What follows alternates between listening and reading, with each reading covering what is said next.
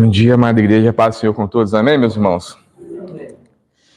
É sempre um desafio estar falando com os irmãos aqui de manhã, sempre dá aquele frio na barriga, falar, ai meu Deus do céu, como é que eu vou fazer? Mas no final Deus acaba ajudando.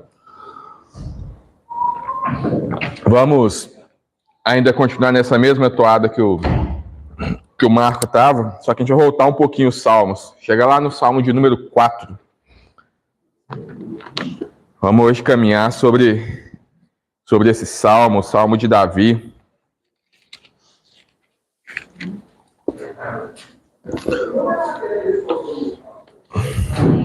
Deixa ele aberto aqui.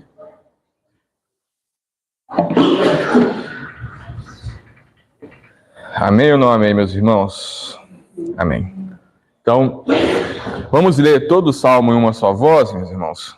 É um salmo pequenininho, 8 versículos. Acho que todo mundo já conhece ele quase de cor. Vamos lá?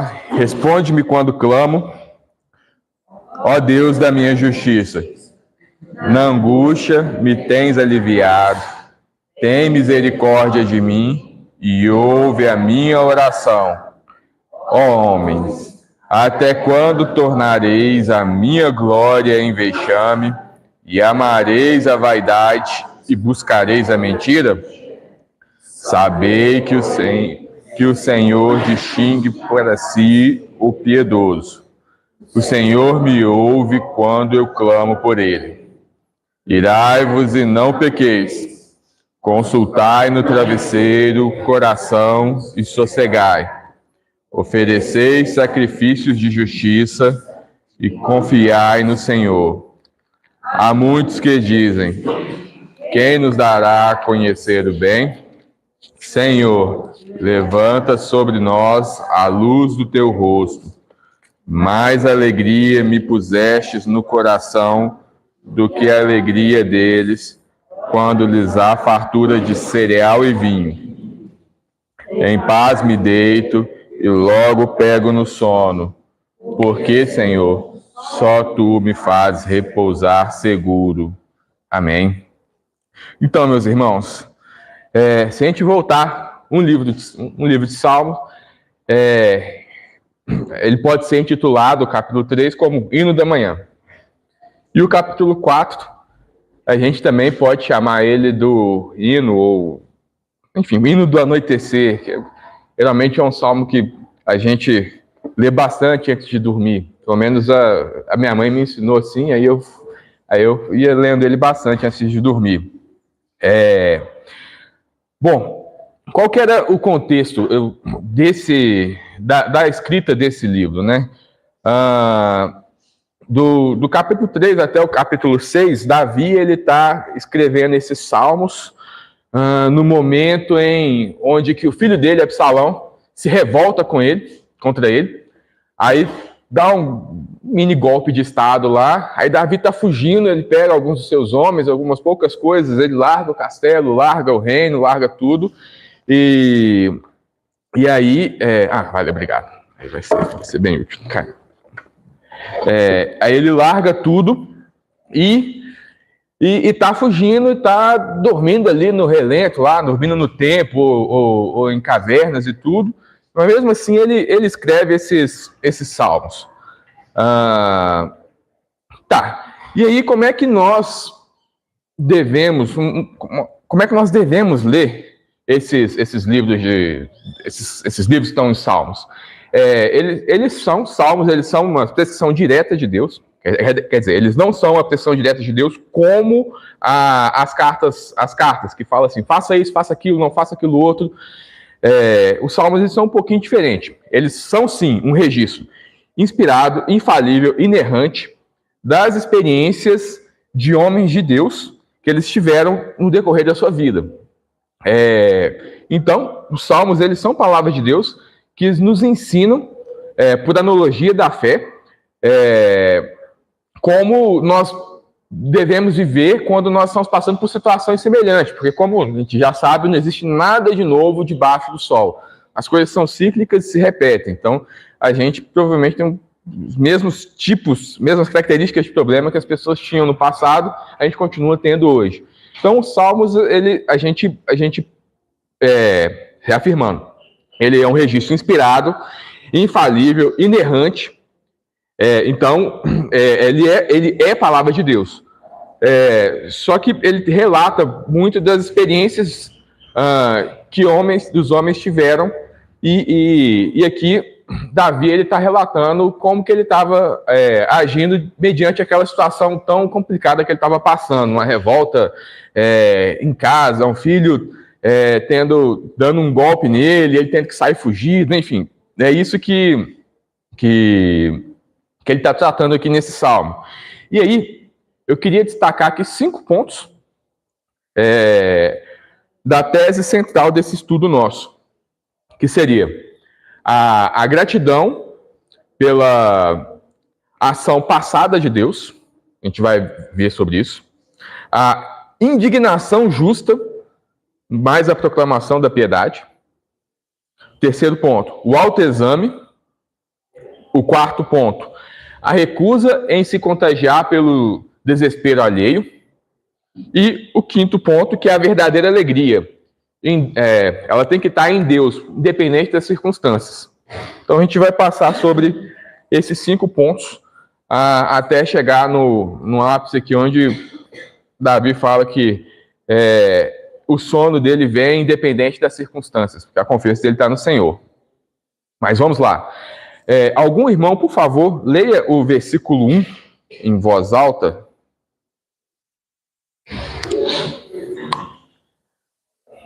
Responde-me quando clamo, ó Deus, da minha justiça.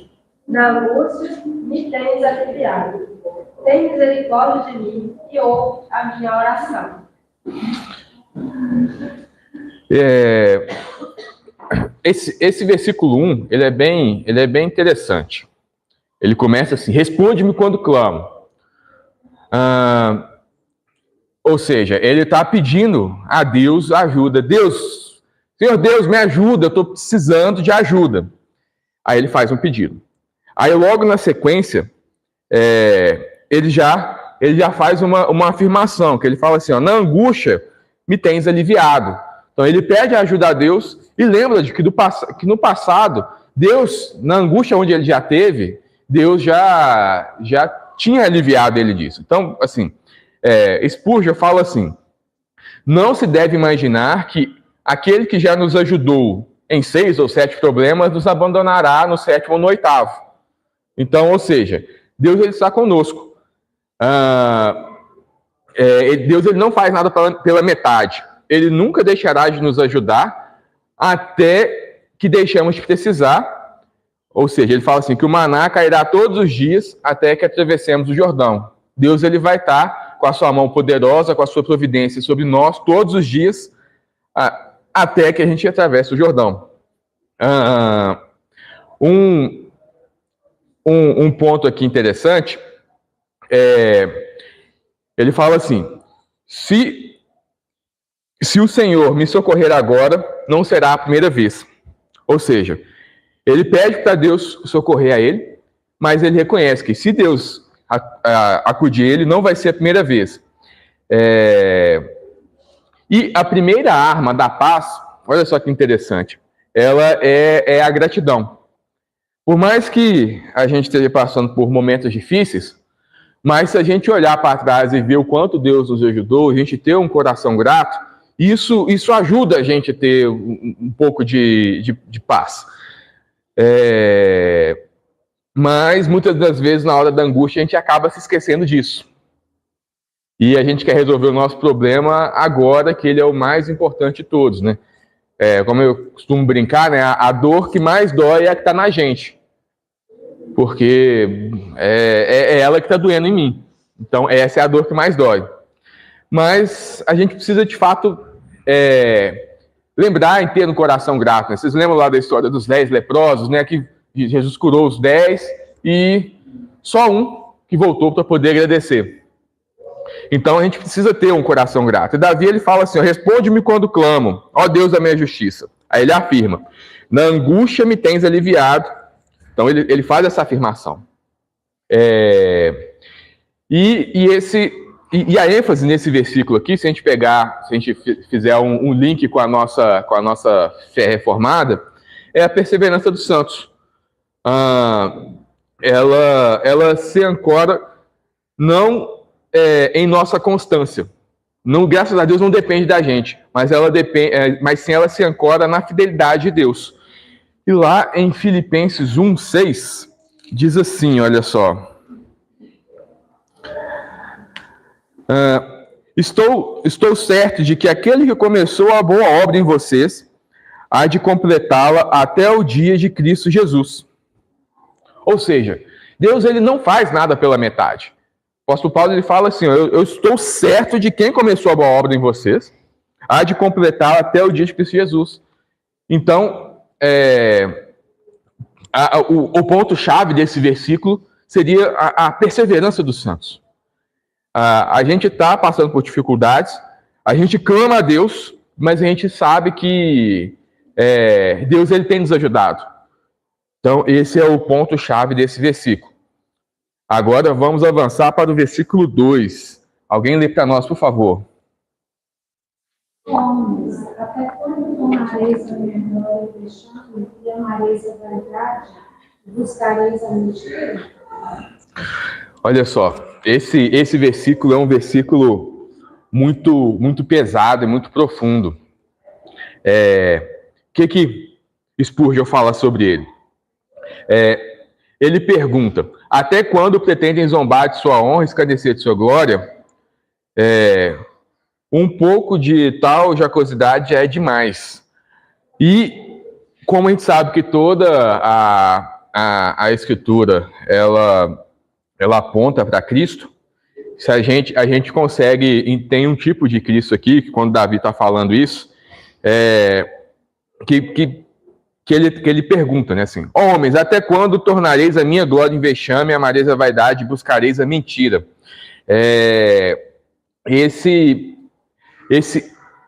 Isso aponta para o servo sofredor. O ponto é, a gente pega a humanidade, e a humanidade por si só, ela é completamente depravada, ela vai tornar a glória do que é bom em vexame, e vai amar a vaidade e vai buscar a mentira. Em Romanos, capítulo 1, aí Paulo ele pega esse versículo e destrincha ele bem lá em Romanos, capítulo 1. Tem um pregador que ele fala assim, se fosse dado a ele um lugar para poder pregar o evangelho para o mundo inteiro, e todos escutassem a voz dele, ele escolheria esse versículo para poder pregar o mundo inteiro. A ponto de que todo mundo pudesse ouvir, que não haveria outro texto sobre o qual ele escolheria pregar, porque as pessoas elas invertem a verdade de Deus e transformam isso em mentira. Lá em Romanos 1, olha só o que o apóstolo Paulo fala, a partir do verso 18. A ira de Deus se revela do céu contra toda impiedade e injustiça dos seres humanos, que por meio da sua injustiça suprimem a verdade. Pois o que se pode conhecer a respeito de Deus é manifestado entre eles, porque Deus lhe manifestou. Porque os atributos invisíveis de Deus, isto é, seu eterno poder e a sua divindade, claramente se reconhecem desde a criação do mundo, sendo percebidos por meio das coisas que Deus fez. Por isso, os seres humanos são indesculpáveis, porque, tendo conhecimento de Deus, não glorificaram como Deus, nem lhe deram graças. Pelo contrário, se tornaram nulos em seus próprios raciocínios, e o coração insensato deles se obscureceu.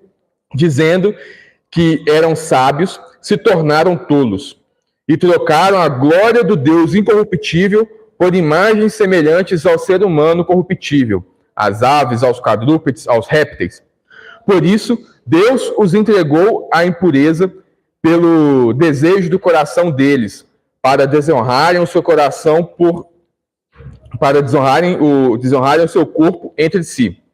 Eles trocaram a verdade de Deus pela mentira, adorando e servindo a criatura em lugar do Criador, o qual é bendito para sempre. Amém. Aí ele vem falando aqui ainda, ó, Por causa disso, Deus os entregou a paixões vergonhosas, porque até as mulheres trocaram o modo natural das relações íntimas por outro contrário à natureza. Da mesma forma, também os homens, deixando o contato natural da mulher, se inflamaram mutuamente em sua sensualidade, cometendo indecência, homens com homens, recebendo em si mesmo a merecida punição do seu erro. E por havendo desprezado o conhecimento de Deus, o próprio Deus os entregou a um modo de pensar reprovável para praticarem coisas que não convêm. Estão cheios de todo tipo de injustiça, perversidade, avareza e maldade. Estão cheios de inveja, homicídio, discórdia, engano e malícia. São difamadores, caluniadores, inimigos de Deus, insolentes, arrogantes, orgulhosos, inventores de males, desobedientes aos pais, insensatos, desleais, sem afeição natural, sem misericórdia. Embora conheça a sentença de Deus, de que os que praticam tais coisas são passíveis de morte, eles não somente as fazem, mas também aprovam os que a praticam. Salmo 4, versículo 2. Ó homem, até quando tornareis a minha glória em vexame, amareis a vaidade, buscareis a mentira? O apóstolo Paulo, ele dá uma destrinchada nesse versículo aqui, a partir do verso 18 de Romanos 1. Foi exatamente isso que eu acabei de ler. O coração do homem, ele é tão corrupto por conta do pecado que ele faz essa inversão, e aqui Paulo ele traduz isso muito bem. Então, aí Davi, quando ele escreve isso, o povo de Israel está atrás dele, junto com Absalão, e eles falam, mas por que vocês estão fazendo isso? Até quando vocês vão fazer isso? E aqui é um versículo que aponta para Cristo. Bom, aí a gente avança. Não, a gente não avança, não. Aí eu pergunto a vocês. Até aqui tudo bem? Algum ponto, alguma observação? Eu preparei a aula, ela deve demorar uns 35 a 40 minutos no máximo, tá, gente? A gente não interagir. Mas vamos lá. Aí a gente avança para o versículo 3. Alguém lê para a gente, por favor, o versículo 3. Sabei, porém, o Senhor distingue para si o piedoso. Não me ouve quando eu clamo por ele. Sabei, porém, que o Senhor distingue para si o piedoso. O Senhor me ouve quando eu clamo por ele. Olha só que interessante esse versículo, né? Davi, ele foi rei por decreto divino. Lá quando Saul, ele teve o seu coração corrompido pelo poder, e ele achou que ele estava ganhando as guerras pela força do seu braço e tudo mais, aí ele começou a levantar altares para eles mesmos, acabou se afastando de Deus. Deus escolheu Davi como rei. E aí, então, Davi ele foi rei por decreto, e nós somos também povo de Deus, também por decreto. Deus, ele nos escolheu lá antes da fundação do mundo. E aí a gente tem que olhar para os nossos inimigos e falar que eles estão lutando contra Deus quando eles lutam com a gente, porque nós somos povo de Deus. E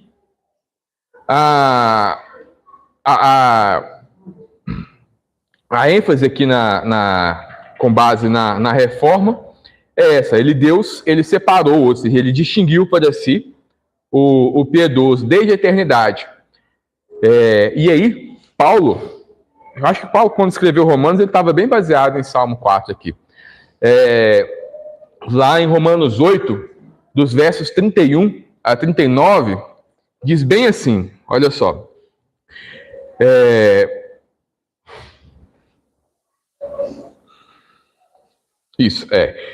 Que diremos, então, à vista dessas coisas? Se Deus é por nós, quem será contra nós? Aquele que não poupou o seu próprio filho, mas por todos nós os entregou, será que não nos dará graciosamente com ele todas as coisas? Quem tentará há acusação contra os eleitos de Deus, é Deus quem os justifica. Quem os condenará é Cristo Jesus quem morreu, ou melhor, quem ressuscitou, o qual está à direita de Deus e também intercede por nós. Quem nos separará do amor de Cristo? Será a tribulação, ou angústia, ou perseguição, ou fome, ou nudez, ou perigo, ou espada? Como está escrito, por amor de ti somos entregues à morte continuamente.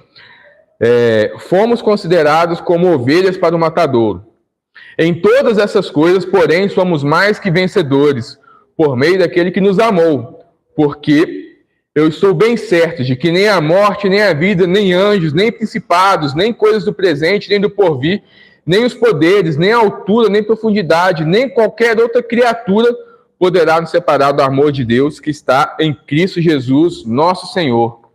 Então, o versículo 3, ele fala bem isso. Sabei, porém, que o Senhor distingue para si o piedoso. O Senhor me ouve quando eu clamo por ele.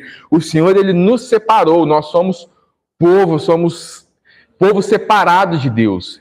Esse é um ponto bem interessante desse versículo 3.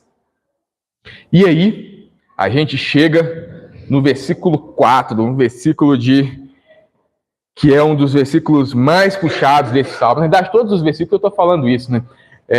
Mas é porque esse salmo ele é bastante interessante. Alguém lê para nós aí, por favor, o versículo 4. Irai-vos e não pequeis, consultai no travesseiro o coração e sossegai. Olha só, irai-vos e não pequeis, consultai no travesseiro o coração e sossegai. A minha tradução fala assim, ó, tremam de medo, não pequem. Você tem que ficar, mas não vou pecar. Aí ele abre. Eu uso ela aqui também, eu estou gostando bastante dela. Aí, o que esse versículo ele fala? Assim, né? Quantas pessoas não invertem essa lógica, né? Ela inverte esse conselho. Eles pecam e não iram. Você fala para poder irar no pecar e as pessoas pecam e estão nem aí, né? Fala, pequei, é isso mesmo, né?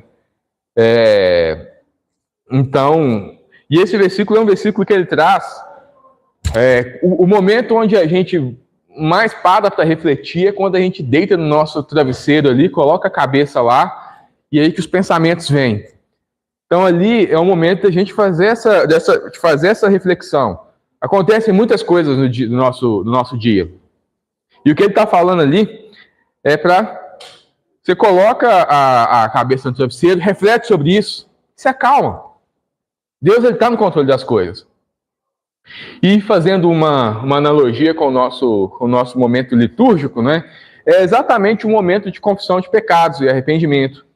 Então, eu sei que é bastante difícil a gente irar e não pecar, mas é possível. O próprio Senhor Jesus, lá em João, ele quando ele chega lá e vê as pessoas fazendo negócio com a fé, e aí ele fica nervoso, joga as mesas para cima e tudo mais, e de alguma forma ele fez isso sem pecar. A gente também tem que ter esse domínio próprio, esse controle, para a gente conseguir irar e não pecar.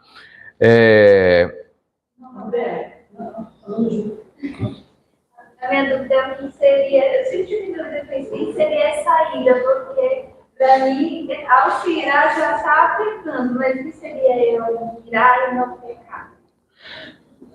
O que seria você irar e não pecar? Você pode se indignar com certas situações. Então, você não deve aceitar todas as coisas que acontecem, assim, por conta de ações de outras pessoas. Então, isso, você fica nervosa com a situação, mas você não maldiz o seu irmão, você não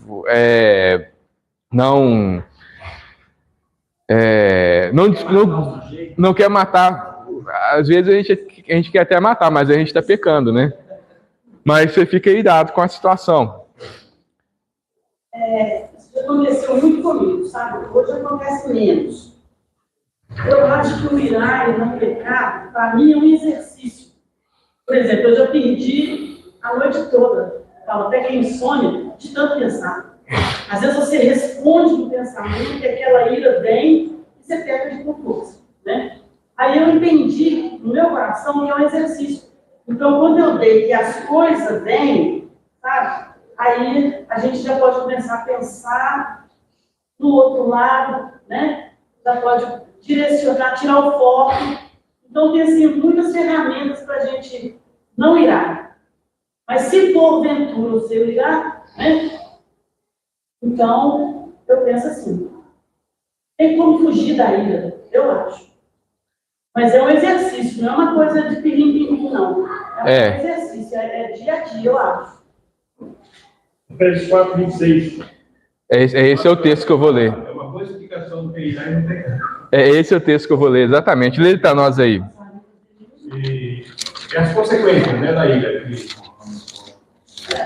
gente de cabeça quente e pronto. E faça coisa que ninguém vai fazer. Aí, lê ele para nós aí, Adilson, por favor. Efésios 4, 26. Irai-vos e não pequeis. Não se põe o sol sobre a vossa ira. Aí o 27 que complementa, não tem lugar ao diabo. Eu imagino que assim, se irar e não pecar. Você ficar nervoso, você tentar resolver ali, é uma coisa. O negócio é quando você começa a sua ira trazer consequências graves depois de tudo isso aí. Nós somos humanos, então nossa mente é assim mesmo. Ele é um cara bem explosivo, vamos cortar a orelha, né? E acho que é essa a ideia. Na tua ira, o que você faz com ela? Né? Por exemplo, se uma pessoa briga no trânsito e ela está armada, muito facilmente vai sair uma desgraça naquele momento ali, né? Que ninguém nós levamos apoio para casa. Né? Então, eu imagino que seja essa a ideia. Ficar nervoso não tem. Agora, você pegar e deixar. Porque com a gente, quando a gente está nervoso, não tem lugar ao diabo. O diabo realmente fica. Sobrando coisinhas no ouvido da gente. Fazendo com que a gente aumente o potencial daquele momento. Às vezes é um problema tão pequeno, banal. Fácil de resolver, conversa, ou você se afastar simplesmente, você recuar, e aí fala sobre colocar a cabeça no travesseiro. Né? É quando aquele tempo já passou, da explosão já passou, é hora de você refletir e deixar o furor, né?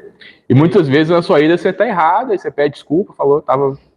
Mas uma coisa que eu entendo é que, dentro do que ele está falando, quando essa ira vem, por exemplo, então, desde o grau de ira, é uma coisa que você pode controlar. Né? Uma coisa que eu sempre diz quando se trata de pessoas é orar. Então, se o cara no trânsito fez e aconteceu, você vai chegar em casa assim, injuriado, aí você começa a pensar no cara. E N motivos que ele teria para fazer daquele jeito. E começa a orar pela pessoa, diretamente, sabe? Já aconteceu, por exemplo, com pessoas e ia orar pela pessoa, ignorando e pedindo Deus para continuar amando. Então, assim, é um exercício, tem essas coisas que dependem da situação. Eu tenho uma dificuldade ao contrário, tenho uma dificuldade com a indiferença. Às vezes eu não sinto a ira que eu deveria sentir. Então, eu acho que, por exemplo, quando um ladrão rouba, ou quando um político corrupto aparece, a gente não deve agir com indiferença em relação a isso. A gente deve agir. O Senhor ele fala, né, que ele odeia a iniquidade. Então, a gente deve se irar diante dessas coisas. Mas não pecar no sentido que o pastor Cláudio já falou aqui. O pastor Cláudio falou, às vezes a gente quer que o cara morra, que o cara vá para o inferno, mas a gente tem que se lembrar que o Senhor agiu com misericórdia conosco. Então, a gente deve olhar com olhos de indignação para as injustiças. Eu acho que é sobre isso que ele está falando com irai-vos. Então, a gente olha com olhos de injustiça, sim. Mas também a gente pede, a gente tem que ser ponderado, moderado, temperado, para a gente não atravessar a justiça de Deus, para a gente não desejar aquilo que não cabe a nós. Porque a justiça compete exclusivamente a Deus, né? Muito fácil explicar isso, sabe? Quando você casar com um ateu, você vai te fazer raiva. Você não vai ficar no seu apartamento, ele vai no seu lugar. Você vai pagar minha porra. O versículo fala, né? A resposta branda desvia o choro. Está relacionado a isso também. Exatamente. E no evangelho inteiro ali, eu me lembro de assim, né, minha cabeça só essa cena de quando Jesus chega no templo, só lá que ele fica bastante irado. Então, assim, a gente sabe que esse é um sentimento humano. Jesus, ele é 100% homem. Mas o domínio próprio, o autocontrole ali, a gente tem que ser bem equilibrado, assim, né? Por isso que ele fala que nós fomos chamados para ser o sal desse mundo. Então a gente tem que ser bem ponderado. Se você salga demais, não tem jeito de tirar o sal, né? Se serve para você poder só jogar e ser pisado, porque não tem jeito de comer. Então é essa moderação que ele está buscando aqui, né? Eu acho que lá no Salmo 3, no versículo 7, ele fala bem sobre essa ira. Ó. Ele fala assim: levanta-te, Senhor, salva-me, Deus meu, pois feres nos queixos a todos os meus inimigos e aos ímpios quebras os dentes. Então, ele está falando dessa ira de Deus, né, que o Senhor tem sobre os homens, que a gente também pode ter. Mas ele está imputando isso a Deus, né? Ele está pedindo Deus para poder fazer isso, não é ele que vai fazer. Não, sim, isso que eu estou falando. Eu estou falando do sentimento que a gente tem que ter em relação às coisas. Com a injustiça e tudo mais, sim, é isso mesmo. Aí, a gente avançando aqui para o versículo 5. Alguém lê para nós aí, por favor.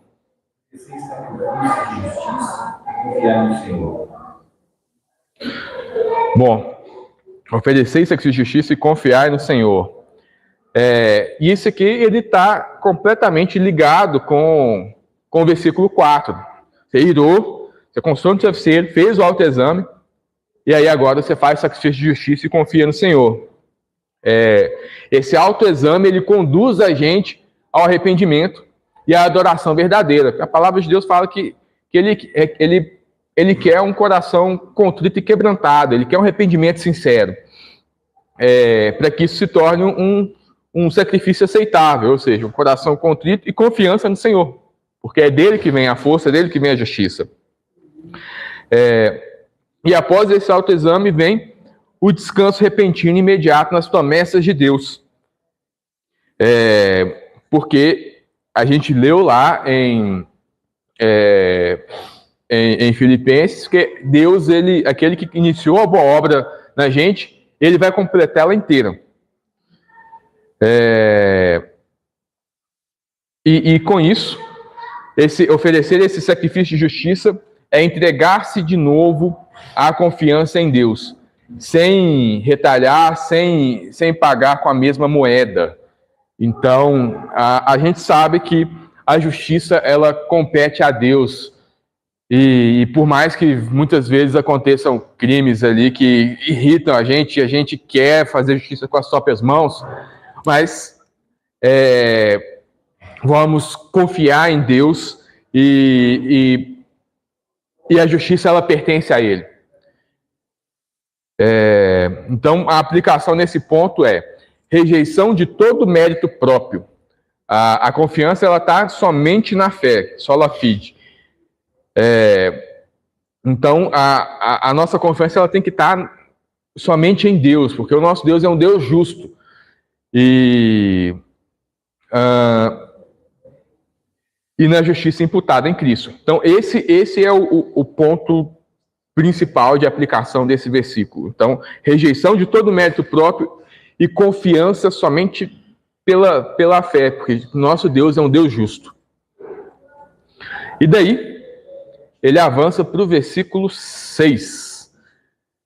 Alguém lê para nós aí o 6, por favor. Há muitos que dizem: quem nos dará a conhecer o bem?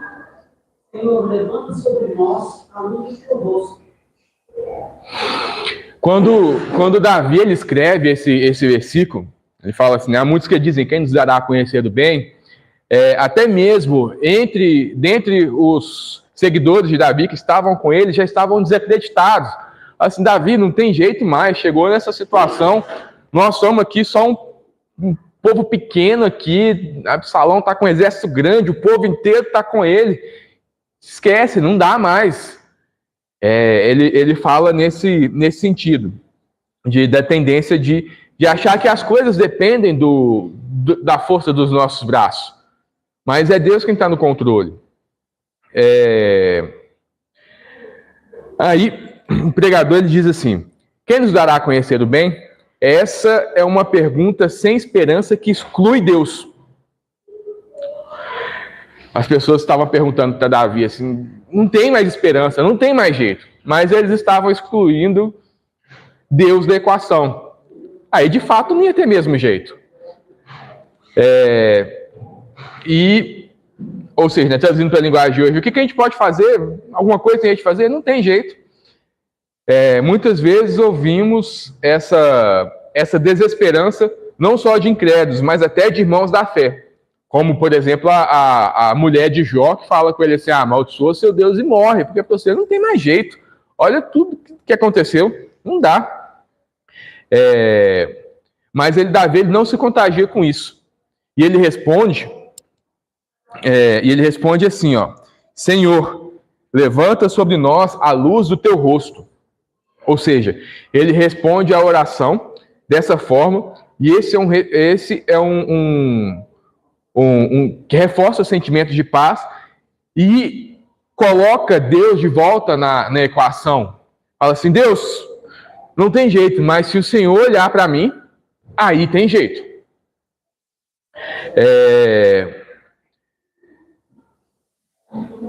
Esse é o ponto principal desse versículo. Deixa eu só ver aqui.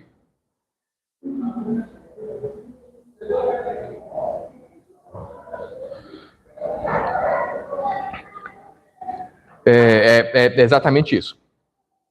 E aí a gente avança para o verso 7, que é um versículo, um dos mais espetaculares desse salmo, é esse versículo 7. Lê para nós aí, por favor. Encheste meu coração de alegria maior do que daqueles que têm carga de Deus. Olha para você ver a situação que Davi estava passando ali. Imagina você estar deitado no templo, com poucos homens, seu filho se revoltou contra você, pegou o reino e está com o exército atrás de você.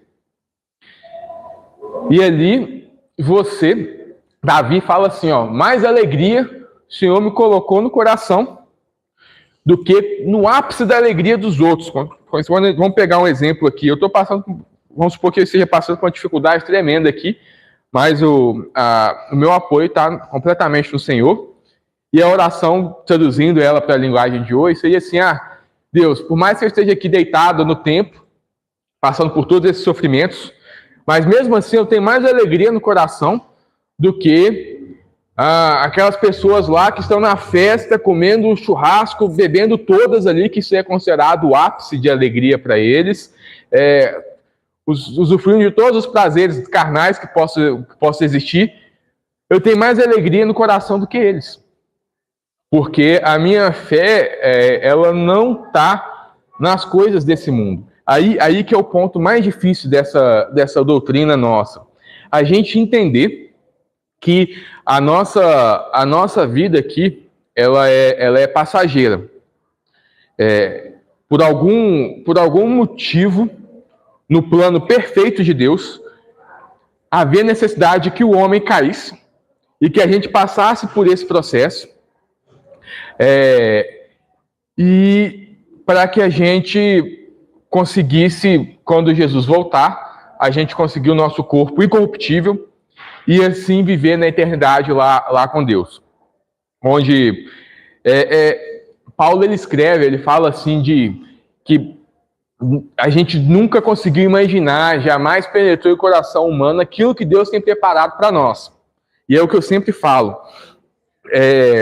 Cara, se aqui eu sinto, sei lá, uma dor de cabeça, eu tomo uma dipirona, consegue passar essa dor de cabeça algumas vezes. Hoje está um pouco mais difícil, mas se bobear, a gente consegue comprar uma picanhazinha e fazer um churrasco. Nossa, isso é muito bom.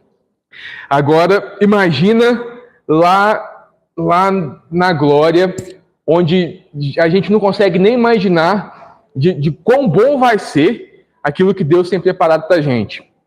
E o que é mais interessante é que o nosso Deus, ele é infinito e ele é eterno. Então não vai ser uma coisa monótona da gente ficar lá e as pessoas têm essa imagem, né, de ficar com a harpinha lá tocando, ficar assim, não vai ser isso. A gente vai ter a eternidade inteira para poder descobrir e aprender de Deus. E não vai acabar, porque Deus é eterno, Deus é infinito, e a gente vai ter sempre coisas novas e coisas que se fazerem, porque Deus ele é eterno, ele não tem fim.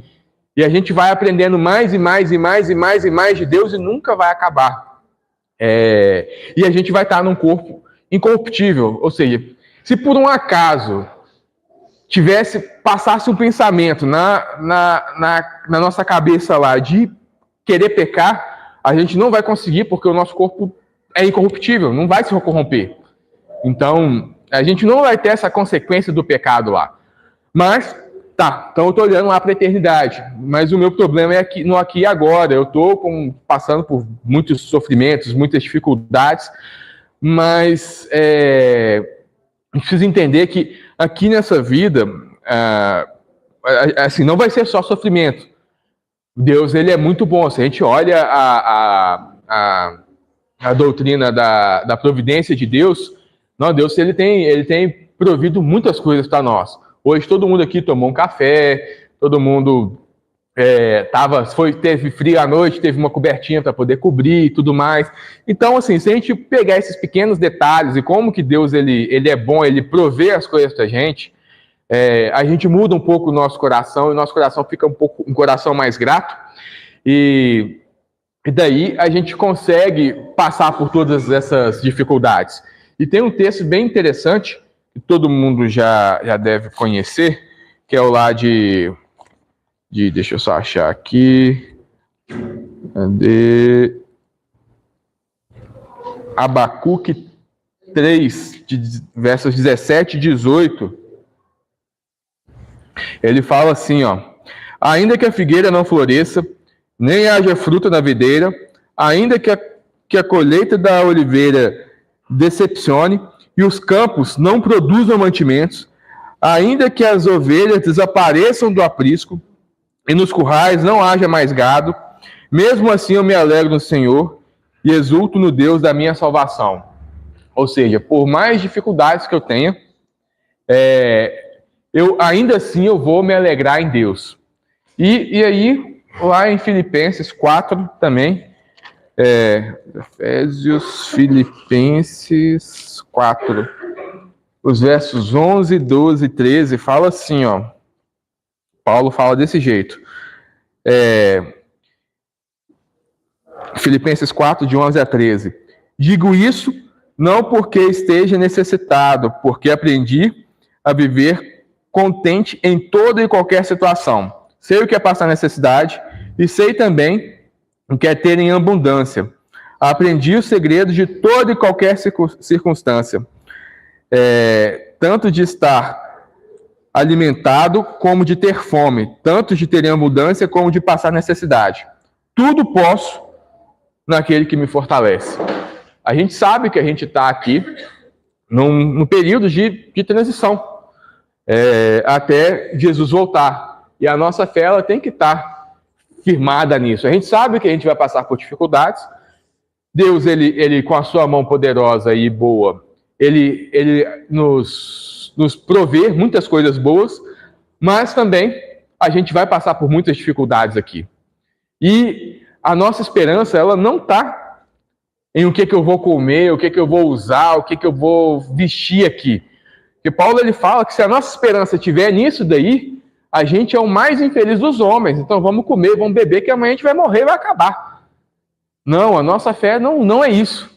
A nossa fé, a mensagem do Evangelho é justamente essa, que o Senhor Jesus Cristo, ele veio e pagou por todos os nossos pecados, e aconteceu ali na cruz, tem um livro interessante, que é a morte da morte na morte de Cristo ali na cruz. Então a morte morreu ali quando Jesus estava ali na cruz, e Jesus ressuscitou no terceiro dia. Ele fala assim, morte, cadê o teu aguilhão? Tipo assim, cadê você? Não existe mais.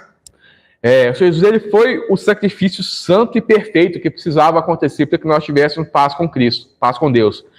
E por conta disso, quando Jesus voltar, o apóstolo Pedro ele escreve isso de uma forma magnífica lá na sua carta de Pedro, a partir do capítulo 3. Ele fala que os astros eles vão se desfazer em fogo. Acho que nem Hollywood consegue desenhar um negócio desse, né? Deus ele vai desfazer a criação toda e vai refazer um novo céu, uma nova terra, onde vai habitar a justiça. E esse sentimento nosso de ira que a gente falou aqui no versículo 3, por conta dessas injustiças, já não vai ter mais lá, porque lá vai reinar a justiça. E é isso que a gente tem que ter em mente. Tá, eu sei que o ímpio, ele tá passando, ele tá lá se festejando e tá se alegrando naquilo ali, mas eu tenho mais alegria, porque eu sei que eu não sou daqui. Deus ele tem preparado para mim um lugar melhor.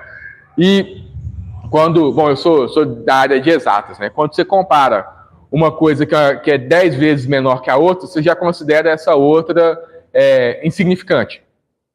Então, o que é a eternidade contra, sei lá, 60, 70, 80 anos que Deus tem preparado para mim aqui, ou até menos, não sei, né? Deus já contou todos os meus dias, mas cada um Deus separou uma quantidade certa de anos aqui.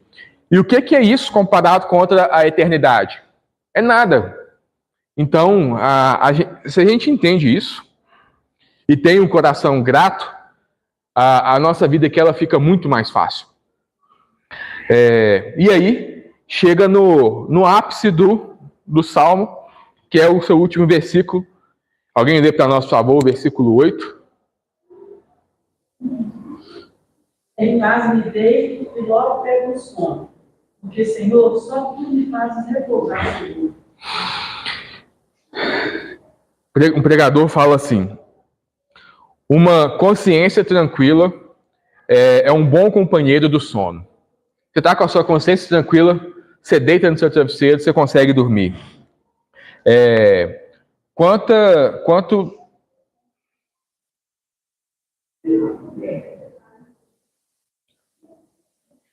Ele fala assim, né? Quanto de nossas horas insones podem ter origem em nossa mente pouco confiante e perturbada?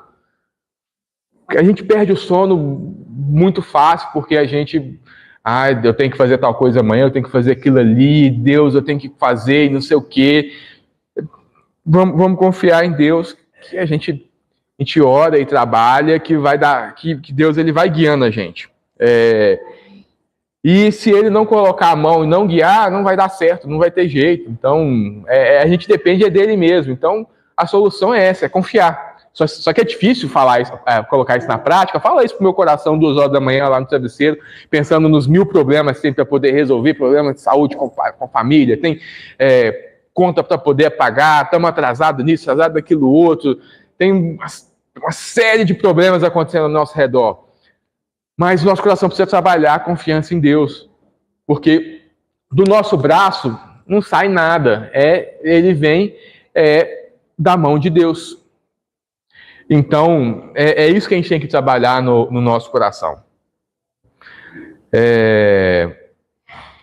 Aí, sobre o cuidado íntimo de Deus, isso mostra os detalhes do cuidado de Deus, e a individualidade do seu amor, e como é condescendente e humilde. Ou seja, Deus ele, a gente coloca a nossa confiança nele, ele cuida da gente.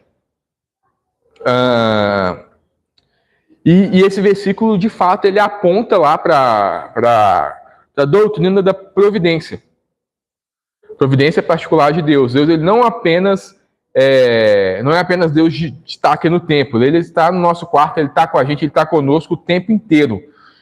E por conta desse sacrifício que Jesus ele fez ali na cruz, a gente tem paz com Deus, a gente precisa... o fardo do nosso pecado já não está mais no nosso ombro, tá? Jesus, ele pagou por tudo aquilo. E aí a nossa confiança tem que estar nele. Bom, aí a gente passou por todos os 8 versículos. Quem queria tecer ou falar algum comentário?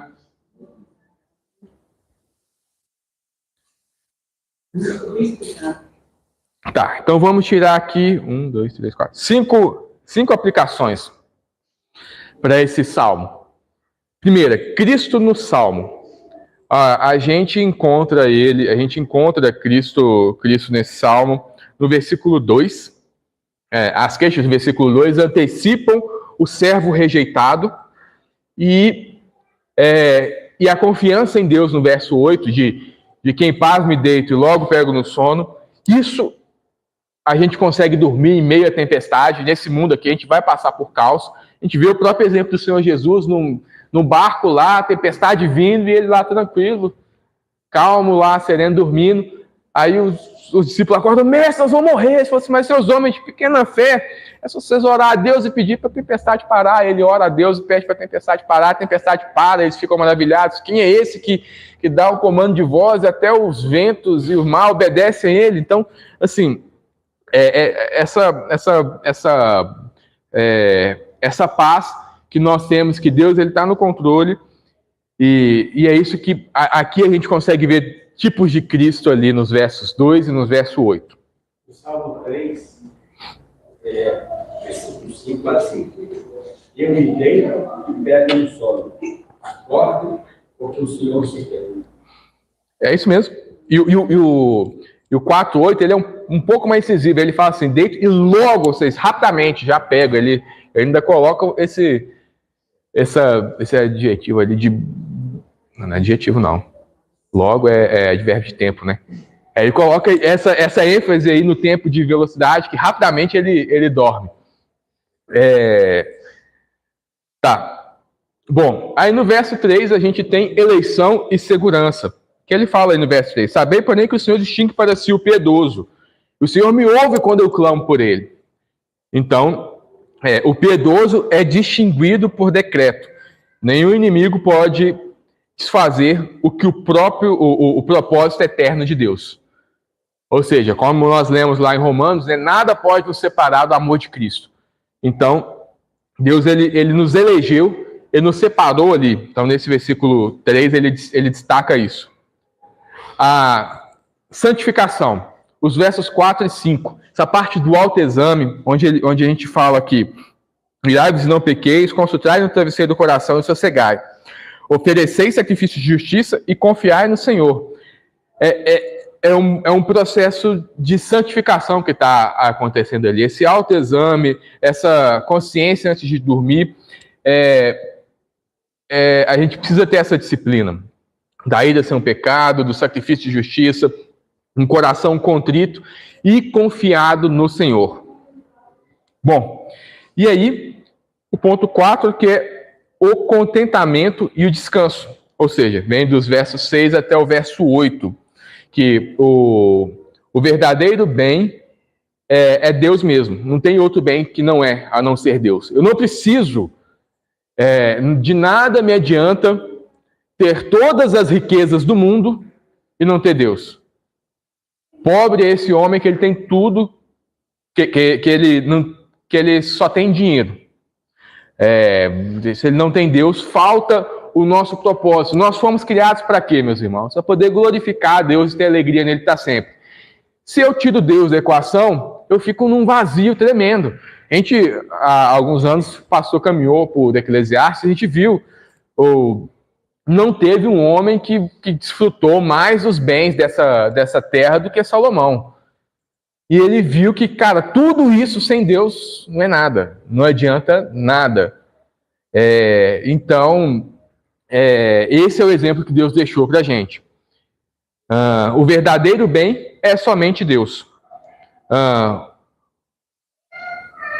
E aí, com isso, né, a chave desse salmo é: a paz do crente não é ingenuidade nem negação da realidade. Ou seja, a gente sabe da realidade que a gente está vivendo, mas é o fruto do cultivo diário de gratidão, indignação justa, autoexame,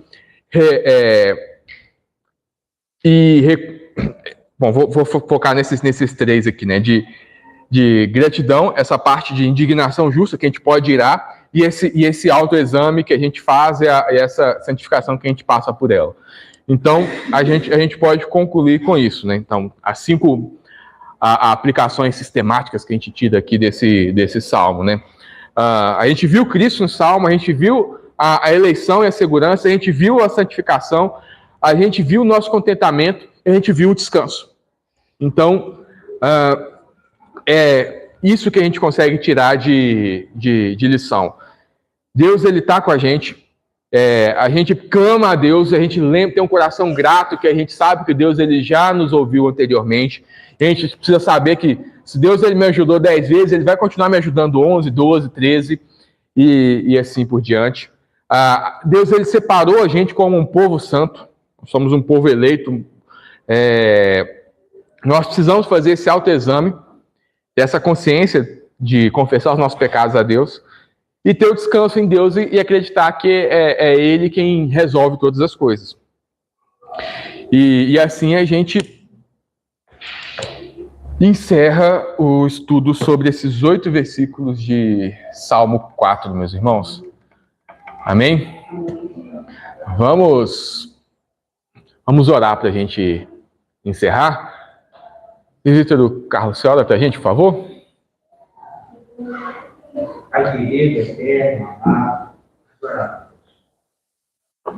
gratos nós somos, Senhor, por esse ensino que o Senhor nos deu nessa aula. Pai querido, como é bom meditar, como é bom refletir no coração.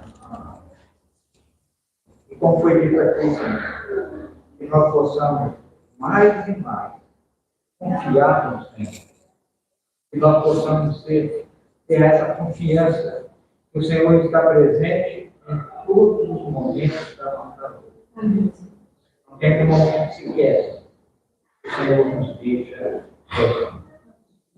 O Senhor nos distinguiu, o Senhor nos separou. E a partir desse momento, nós somos eternamente guardados pelo Senhor. Pai querido, nós não temos palavras para agradecer. Nós agradecemos, Senhor, porque o Senhor, além de fazer isso tudo, o Senhor se revela a nós. O Senhor está constantemente mostrando o seu rosto para nós. O Senhor não se esconde esse rosto de nós. Nós agradecemos por tudo isso. Nós agradecemos por esse domingo, nós te agradecemos, Senhor, por esse estudo que nós acabamos de receber, nós agradecemos, Senhor, pelo presbítero Roberto no nosso meio. O Senhor usou, Senhor, poderosamente para nos mostrar tantas coisas por intermédio desse Salmo 4. Nós te pedimos, Senhor, que o Senhor continue abençoando o nosso dia, nos guardando, e que nós tenhamos à disposição a vontade genuína, verdadeira, de podermos estar aqui logo mais para o nosso culto solene de adoração ao Senhor. Pai querido, nós te agradecemos grandemente por mais esse dia que começou com essa escola bíblica, falando aos nossos corações. Nós te agradecemos por tudo, em nome santo do Senhor Jesus. Amém.